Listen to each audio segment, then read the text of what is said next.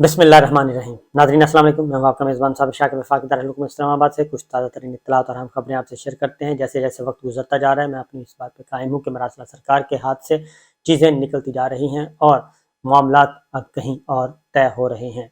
मामलात अब कहीं तय और कहीं तय हो रहे हैं और सारी चीज़ों का जायज़ा लिया जा चुका है। तमाम तर मामलात का जायज़ा लिया जा चुका है। ऑप्शन 1, ऑप्शन 2, ऑप्शन 3 हर चीज़ का, और फैसले हो चुके हैं।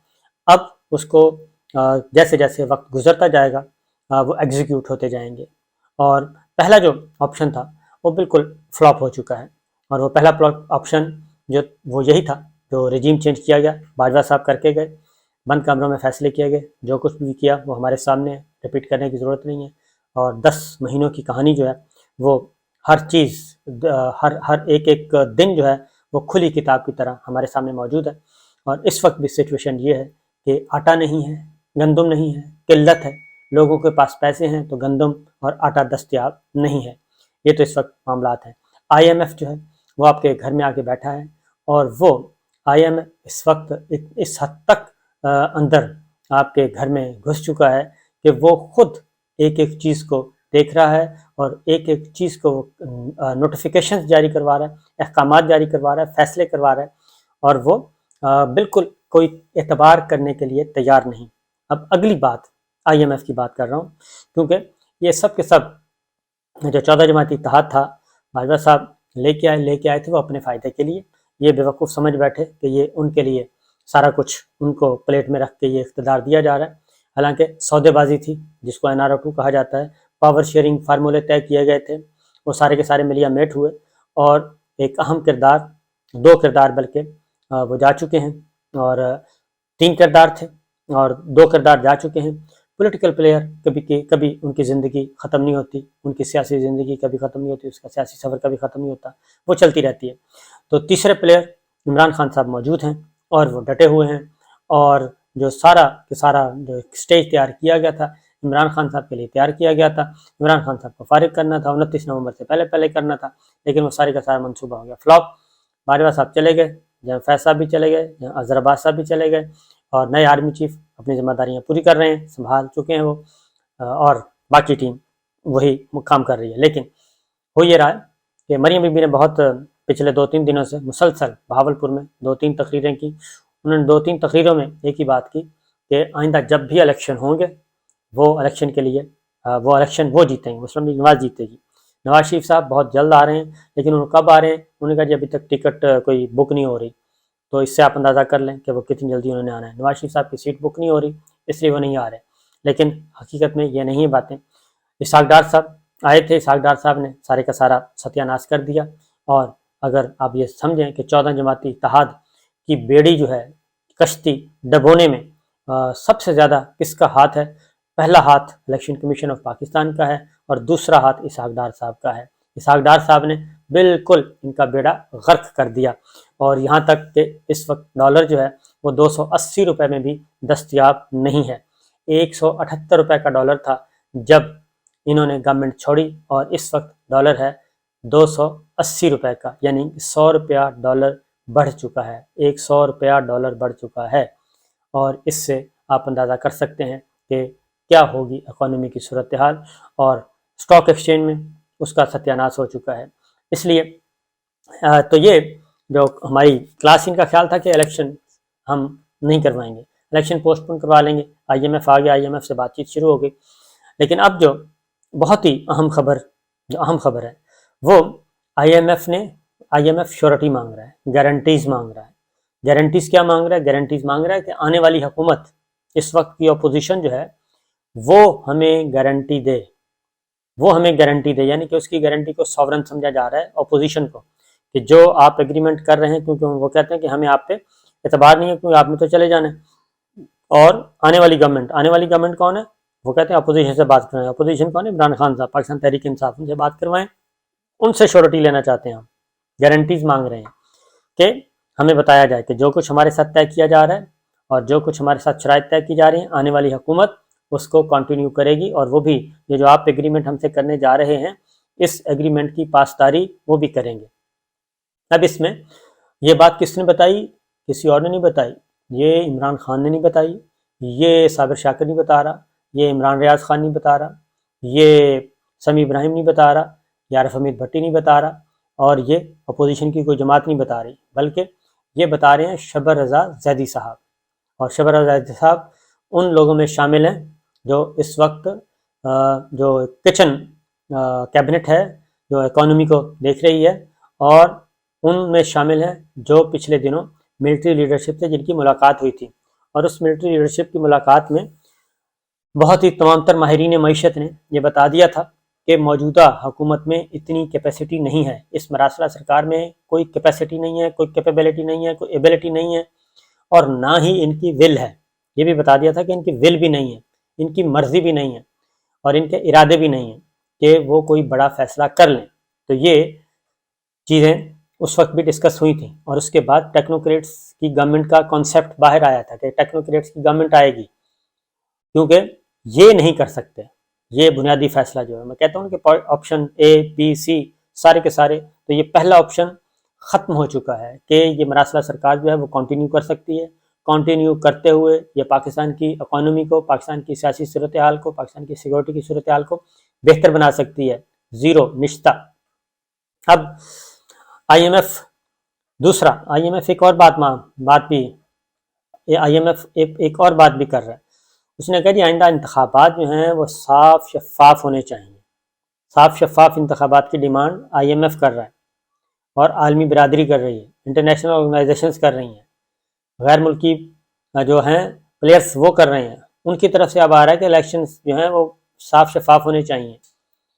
اور یہ بھی کس نے بتایا ہے؟ یہ بھی شبر رضا زیدی صاحب بتا رہے ہیں۔ وہ بتا رہے ہیں کہ جناب یہ ہوا ہے، اور آئی ایم ایف کو اب یہ گارنٹی دینی پڑے گی۔ اب پاکستان تحریک انصاف اس کو انگیج کیا گیا ہے کہ آپ آئیں، آ کے اور یہ بات کریں۔ پاکستان تحریک انصاف کا ایک ہی ڈیمانڈ ہے عمران خان صاحب کی، وہ ہے کہ فری اینڈ فیئر الیکشن وہ ہونے چاہیے۔ اب یہ فری اینڈ فیئر الیکشن کا ایسا ڈیمانڈ ہے، وہ یہ نہیں کہتے کہ وہ اقتدار ہمیں ملنا چاہیے۔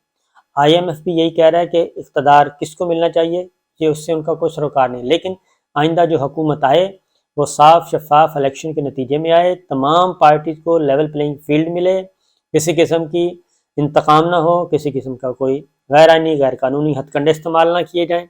یہ ساری چیزیں ہو رہی ہیں، اور اس کے بعد وہ یہ ایگریمنٹ کرنے کے لیے تیار ہیں، اور سب کو پتہ ہے کہ اگلی حکومت کس کی ہے۔ اس لیے یہ جو باتیں کی جاتی ہیں کہ عمران خان صاحب کو یہ ہو جائے گا، پاکستان تحریک انصاف کو یہ ہو جائے گا، پہلی بات ہے کہ الیکشن نہیں دینے، الیکشن اس وقت تک نہیں دینے جب تک عمران خان کو ڈسکوالیفائی نہیں کیا جاتا۔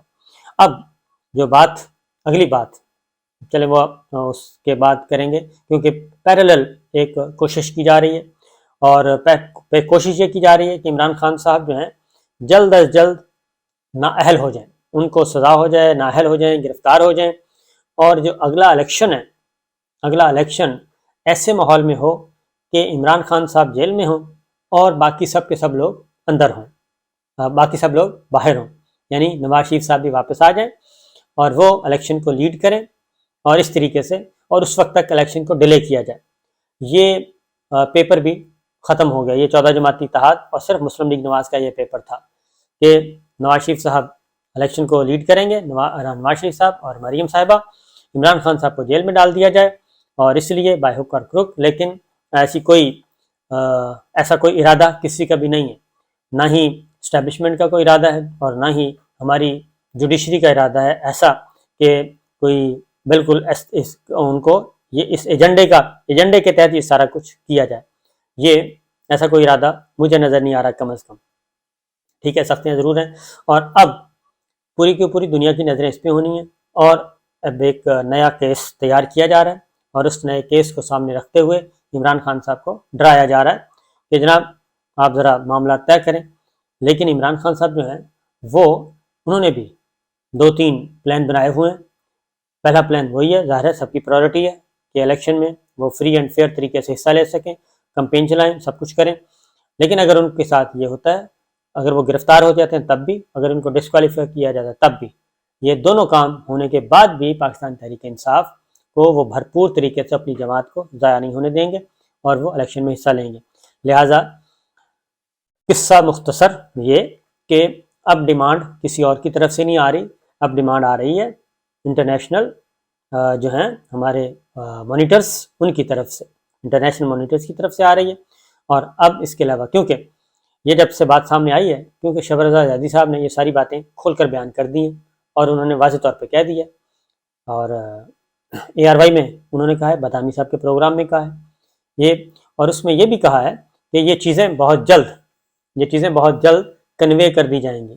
اور میرے پاس بھی یہی اطلاعات ہیں کہ شہباز شریف صاحب کو یہ بات بتا دی گئی ہے، اسحاق ڈار صاحب کو یہ بات بتا دی گئی ہے، ڈار صاحب کو بھی، کہ جو کچھ انہوں نے اپنے ماہرانہ انداز میں جو کچھ معیشت کا بیڑا ڈبویا ہے، جو بیڑا غرق کیا ہے، اس سے زیادہ بیڑا غرق اور ہو نہیں سکتا۔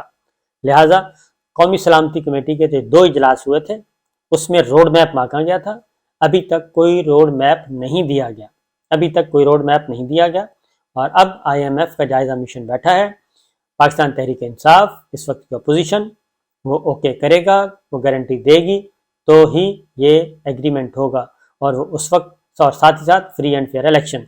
لہٰذا جی چیزیں، اور پھر اگلی بات یہ کہ اس سارا جو پلان ہے جس میں مریم صاحبہ اور نواز شریف صاحب یہ اپنا پلان جو کر رہے ہیں، اس کو سپورٹ نہیں کر رہی پاکستان پیپلز پارٹی، اور انہوں نے بھی سخت ترین مخالفت کر دی ہے، اور گورنر صاحبان کو بھی بول دیا گیا ہے کہ آپ کا جو کام ہے وہ کریں، اور نگرانوں کو بھی کہا ہے جو آپ کا کام ہے وہ کریں، اور یہ جو مینورنگ ہے اس کو چھوڑیں، پولیٹیکل نیریٹو بنانا گورنرز کا یا نگراں وزراء اعلیٰ کا کام نہیں ہے۔ لیکن اس کے ساتھ ساتھ جو ایک کام کیا جا رہا ہے، اور وہ بھی بتا دوں کہ فیلڈنگ سیٹ کی جا رہی ہے، الیکشن ہونے ہیں، اور الیکشن اب اس ایسی فیلڈنگ سیٹ کی جا رہی ہے جس میں ان کا کم سے کم جو پری پول ریگنگ ہوتی ہے جس کو کہتے ہیں، اس کو پولیٹیکل انجینئرنگ بھی کہہ سکتے ہیں، پری پول ریگنگ کہہ سکتے ہیں، مینجمنٹ کہہ سکتے ہیں۔ پنجاب میں 35 ڈپٹی کمشنرز جو ہیں، DCOs ڈپٹی کمشنرز وہ تبدیل کیے گئے ہیں، اور ایک امیدوار کا انٹرویو کیا گیا ہے، وہ ساری بیوروکریسی ہے، اسی بیوروکریسی میں آنا تھا، لیکن ان سے جو سوالات کیے گئے ہیں، کیونکہ ہیں تو ہماری ہی سوسائٹی کے ہیں، ہمارے اپنے ہی ہیں، کوئی کسی کا عزیز ہے، کوئی کسی کا عزیز ہے، وہ کوئی ایلینس تو ہیں نہیں ہیں، ان سے جو انٹرویوز کیے گئے، ان انٹرویوز میں پوچھا گیا، کیونکہ یہ اب ایک سے زیادہ نہیں بلکہ 10 15 20 امیدواروں سے بھی زیادہ سے یہ خبریں باہر نکلی ہیں، ان سے یہ پوچھا گیا کہ آپ الیکشن کروانے کا آپ کا تجربہ کیسا ہے، اور الیکشن میں آپ کس طریقے سے چیزوں کو لے کے چلیں گے، پریورٹیز کیا ہیں، کیسے ہینڈل کریں گے۔ تو سیدھی بات کہ ان پہ احسان، کہ ہم آپ پہ احسان کر رہے ہیں، ہم آپ کو پوسٹنگ دے رہے ہیں، اور اس پوسٹنگ میں ظاہر ہے ہمیں ہماری پسند کا چاہیے نتیجہ، لیکن یہ بات ذہن میں رکھیں کہ 20 ضمنی الیکشن ہو چکے ہیں صوبائی، اور 11 ہو چکے ہیں قومی اسمبلی کے، اور اس میں تو حکومت ہی آپ کی تھی، تو لہٰذا یہ جو سول بیوروکریسی ہے یہ اتنی بے وقوف نہیں ہے کہ وہ انتخابات والے دن اور انتخابات سے آگے اور پیچھے وہ اس حد تک آگے چلی جائے گی۔ چند ہوتے ہیں، بہت کم لوگ ہوتے ہیں جو انتہائی حد تک قدم اٹھانے کے لیے تیار ہوتے ہیں، لیکن جو میجورٹی ہے وہ ایسا کام کرنے کے لیے تیار نہیں ہوتی۔ اس کی ریزن ہے کہ یہ جب میدان سجے گا تو پتہ چلے گا کہ جناب یہ تو صورتحال کس طرف جا رہی ہے، تو جس طرف کی ہوا ہوگی ہماری بیوروکریسی بھی اسی طرف جائے گی، وہ اینٹی کلاک نہیں چلے گی۔ تو اس لیے جتنی بھی آپ نے پوسٹنگ ٹرانسفرز کرنے ہیں اس سے کوئی فائدہ نہیں ہوگا، ضرورت ہے کہ آپ فیلڈ میں جا کے تیاری کریں، اور اسی طریقے سے جن اضلاع کو جن نئے تحصیلوں کو ضلع بنایا گیا تھا وہاں پہ بھی اس کو ضلع کا درجہ نہیں دیا جا رہا، اور ان میں تلہ گنگ بھی شامل ہے، اور تلہ گنگ کے ساتھ بھی یہی سلوک ہو رہا ہے، کیونکہ چودھری پرویز الہی صاحب نے جاتے جاتے کچھ اضلاع بنائے تھے، لیکن موجودہ نگراں حکومت اس کو اون نہیں کر رہے۔ تو یہ سارے معاملات ہیں جی، دیکھتے ہیں کیا ہوتا ہے، لیکن ہر طرف ہے آگ برابر لگی ہوئی۔ اجازت دیجیے، اللہ حافظ۔